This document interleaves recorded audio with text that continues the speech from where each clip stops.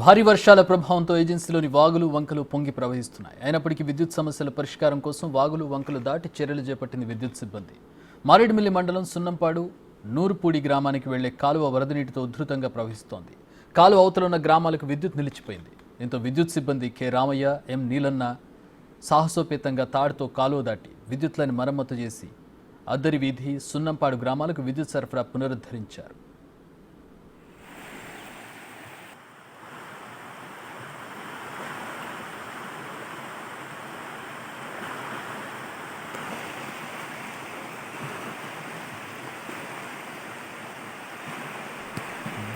ఈ గ్రామాల్లో రాకపోకల సౌకర్యాల కోసం వంతెన నిర్మాణానికి శంకుస్థాపనలు అయితే చేశారు, కానీ పనులు చేపట్టలేదని ప్రజలు ఆరోపిస్తున్నారు. వంతెన లేకపోవడంతో వర్షాకాలం ప్రజలు తీవ్ర ఇబ్బందులు ఎదుర్కొంటున్నారు.